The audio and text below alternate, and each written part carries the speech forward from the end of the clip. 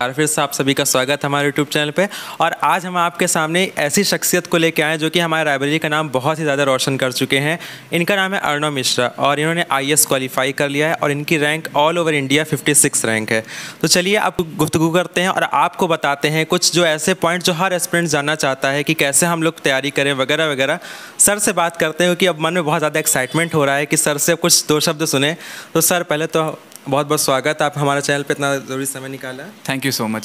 Sir अब हमारे कुछ सवाल हैं जो कि हमारी जनता जानना चाहती है क्योंकि वीडियो ज़्यादा डिले नहीं करते हैं। सर पहला सवाल तो आपकी स्कूलिंग का है, कैसी स्कूलिंग थी, कैसे? ओके सो मैं रायबरेली डिस्ट्रिक्ट उत्तर प्रदेश से बिलोंग करता हूँ एंड मेरी स्कूलिंग टिल क्लास 12th यहीं पे रायबरेली में ही हुई है। और उसके बाद मैंने फिर अपना IIT JEE के लिए प्रिपरेशन करी और मेरा IIT JEE में सिलेक्शन हो गया था। एंड फिर उसके बाद मैंने 4 साल IIT जोधपुर में अपना BTech कंप्लीट किया, ग्रेजुएशन। एंड उसके बाद मैंने कुछ समय नौकरी भी करी, लगभग 1 साल। लेकिन उसके बाद फिर मैंने प्लान बनाया कि सिविल सर्विसेज की प्रिपरेशन करनी है और मैं छोड़ के प्रिपरेशन करने आ गया था। अच्छा, तो जब आपने ये सोचा कि सिविल सर्विसेज का, तो उस समय आप IIT BTech कर चुके हुए थे, तो ऐसा नहीं लग रहा था कि कहीं कुछ गलत तो नहीं होगा क्योंकि आर्ट्स है और उधर टेक्निकल का क्षेत्र था, तो ऐसा कभी कि कहीं कुछ? देखिए जब मैं IIT में BTech कर रहा था उसी दौरान क्या हुआ कि हमारे कॉलेज में ह्यूमैनिटीज़ एंड सोशल साइंसेस के सब्जेक्ट भी ऑफ़र करे जाते हैं। तो उस दौरान मैंने सोशोलॉजी एज अ सब्जेक्ट्स लिया और मैंने 1 सेमेस्टर में लिया जिसमें मुझे काफ़ी इंटरेस्ट आया और फिर मैंने उसको लगातार 2 सेमेस्टर और लिया। तो उस तरीके से क्या हुआ कि ह्यूमैनिटीज़ और सोशल साइंस और ये सारे जो सोशल एस्पेक्ट्स या फिर जो सोशल प्रॉब्लम्स हम लोग देखते रहते हैं हमारे आसपास, फिर जैसे हमारी विलेज विजिट्स हुई जोधपुर के आसपास, तो IIT जोधपुर ने कई सारे विलेजेस को अडॉप्ट कर रखा है। तो हम वहाँ गए और ग्रास रूट लेवल पे हमने काम किया। तो मुझे रियलाइज़ हुआ कि किस तरीके से क्या प्रॉब्लम्स हैं और किस तरीके से मेरा इंसेंटिव जो होगा एज अ सिविल सर्वेंट, शायद किसी न किसी के जीवन में मैं शायद कुछ बदलाव ला सकूं, तो क्यों ना उस चीज़ के लिए एफर्ट किया जाए। तो वहाँ से एक मोटिवेशन स्टार्ट हुआ सिविल सर्विसेज का। तो जब नौकरी के बाद मैंने फाइनली डिसाइड किया कि सिविल सर्विसेज की प्रिपरेशन करनी है, तो एक नेचुरल चॉइस थी मेरे लिए सोशोलॉजी एज अ सब्जेक्ट लेना, तो इसलिए मैंने सोशोलॉजी एज अ सब्जेक्ट ले लिया।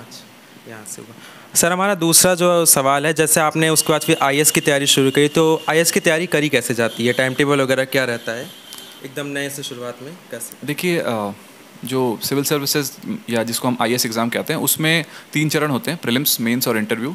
तो इनकी एक कंबाइंड तैयारी लेके चली जाती है जिसमें प्रीलिम्स ऑब्जेक्टिव पेपर होता है, फिर मेंस होता है सब्जेक्टिव पेपर और फिर पर्सनालिटी टेस्ट होता है। तो इसमें जनरल स्टडीज़ का एक बहुत ही इंपॉर्टेंट रोल होता है जिसमें कि हमारा कुछ स्टैटिक पार्ट्स होता है जो कि हमारी स्टैंडर्ड बुक लिस्ट्स होती हैं सिविल सर्विसेज की, हमें वहाँ से स्टैटिक, और जो हमारा डायनेमिक या फिर करंट अफेयर्स पार्ट होता है हमें वो भी कवर करना होता है। साथ ही साथ हम ऑनलाइन और डिजिटल सोर्सेज से भी जो बहुत सारे करंट अफेयर्स के अपडेशंस होते हैं हम उन्हें भी कवर करते रहते हैं। तो इसी तरीके से हम पूरी एक होलिस्टिक प्रिपरेशन लेके चलते हैं, पहले प्रीलिम्स, फिर मेंस, फिर इंटरव्यू। और जैसा जब जो एग्ज़ाम पास आता जाता है जो फॉर्मेट में, हम उस अकॉर्डिंग अपने आप को चेंज करते जाते हैं। जैसे कि अगर प्रीलिम्स देने जा रहे हैं तो हम ऑब्जेक्टिव टेस्ट लगाने की अच्छे से प्रैक्टिस करके जाते हैं।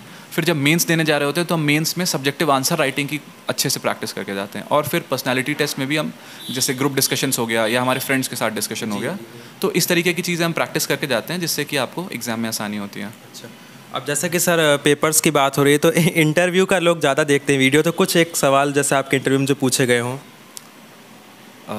देखिए इंटरव्यू में बड़े ही डाइवर्स सवाल पूछे जाते हैं। जैसे कि मैं ऑलरेडी डिप्टी कलेक्टर हूँ, लास्ट ईयर UP PCS में मेरा सिलेक्शन रैंक 16 पे हुआ था और मैं डिप्टी कलेक्टर ऑलरेडी सर्व कर रहा हूँ और लखनऊ में मैं ट्रेनिंग कर रहा था। तो उस प्रोफाइल से रिलेटेड मुझसे कई सारे क्वेश्चंस पूछे गए थे कि for example if you are placed as a collector at somewhere और दी अदर, तो आप विमेंस एजुकेशन पे कैसे काम करेंगे। अगर आप एक जगह पे कलेक्टर पोस्टेड हैं तो आप ड्रग्स की जो प्रॉब्लम यूथ में आ रही है उनको कैसे हैंडल करेंगे। फिर उसके बाद जैसे कि इंडिया चाइना रिलेशंस पे काफ़ी सारे क्वेश्चंस थे। फिर अमेरिका, चाइना, इंडिया और ताइवान के जो इश्यूज़ हैं उस पे इंटरनेशनल रिलेशंस पे क्वेश्चंस थे। फिर उसके बाद जैसे इंडिया और पूरा वर्ल्ड इस समय इन्वायरमेंट पे बहुत फोकस कर रहा है, हमें अपने इन्वायरमेंट पे फोकस बनाना है, तो उससे इन्वायरमेंट से रिलेटेड कई सारे क्वेश्चंस थे। तो इसी तरीके से हर एक आपकी प्रिपरेशन और हर एक आपके जीवन के पहलुओं से सवाल ज़रूर पूछे जाते हैं। अच्छा सर, हम ये जानना चाहते हैं कि आपकी कोचिंग वगैरह कुछ IAS को लेके हुई थी, कहाँ कोचिंग कैसे करी?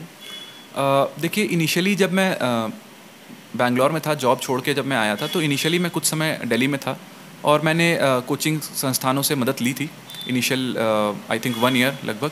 और उसके बाद से मेरी पूरी प्रिपरेशन सेल्फ प्रिपरेशन हुई। तो मतलब मैंने 2018 में शुरू करी थी प्रिपरेशन, और अभी 2023 है, so finally after 5 years it came. So मतलब अराउंड आई वुड से कि 20-30% वहाँ से हुआ, बट जो मेजॉरिटी ऑफ प्रिपरेशन थी वो मैंने रायबरेली अपने होम टाउन से ही करी. और इसमें मुझे डिजिटल मीडिया बहुत ही यूज़फुल रहा, क्योंकि मैं यहाँ पे था और जो भी मटेरियल ऑनलाइन अवेलेबल हैं, फ्री मटेरियल्स अवेलेबल हैं डाउनलोड करने के लिए, और वेबसाइट्स और यूट्यूब पे बहुत सारे अच्छे चैनल्स हैं, उन सभी चैनल्स को मैंने रेफ़र किया और उसके थ्रू मैंने अपनी एक डायनेमिक प्रिपरेशन करी थी. सर आपने कितने अटेम्प्ट्स दिए थे आईएएस के लिए?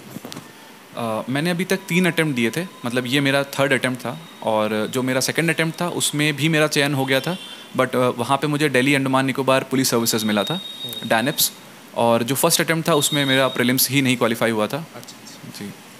तो दोस्तों ये था इस इंटरव्यू का पहला पार्ट. देखिए इंटरव्यू हमने कुछ पार्ट्स में बनाया हुआ है, क्योंकि वीडियो काफ़ी लंबी बनी थी, तो ये हमारी मजबूरी हो गई थी कि इंटरव्यू को हम कुछ पार्ट्स में डिवाइड कर दें. तो देखिए ये पहला पार्ट आपने देखा. अब इस क्वेश्चन जो नेक्स्ट क्वेश्चन हम पूछने जा रहे हैं, वहां से लेकर अगला पार्ट आप जो होगा नेक्स्ट वीडियो में देखिएगा. अर्णव जी से बात करके ऐसा लगा ही नहीं कि वो कोई अब अफसर बनने जा रहे हैं, या उनके अंदर थोड़ा सा भी एटीट्यूड होगा आईएएस अपनी पोजीशन सुन के, ऐसा कुछ नहीं था. हमें मतलब पर्सनली जो मैं बता रहा हूँ, मुझे जिस तरह से घर में अपने ट्रीट किया कि मतलब आके तुरंत बैठना, बातें करना और इस तरह से घुल मिल जाना, तो मतलब ऐसा लगा ही नहीं कि हम उनके लिए अनजान हैं या हम गए उनका इंटरव्यू लेने. बहुत अच्छा उनका स्वभाव है, और जिस तरीके से उन्होंने जो टिप्स दी हैं, जो अब लोग वीडियो देख रहे हैं, वो टिप अब आपको 3 पार्ट्स में वीडियो के मिलेंगी. तो ये पहला पार्ट आपने देखा है, दूसरा पार्ट आपको फिर देखने को मिलेगा, तीसरा पार्ट भी मिलेगा. तो तीनों पार्ट्स को देखिएगा जरूर, क्योंकि अर्णव जी की ये टिप्स जो बच्चे पढ़ रहे हैं, जो सोचते हैं कुछ आगे करने के लिए, उनके लिए भी बहुत ज़रूरी होंगी. इसलिए इस वीडियो को बने रहिए और अगले जो पार्ट्स हैं उनको ज़रूर से ज़रूर देखिएगा, और साथ ही साथ में कमेंट्स ज़रूर करिएगा. तो मिलते हैं आपसे नेक्स्ट पार्ट में, तब तक के लिए बने रहिए चैनल पर. नमस्कार.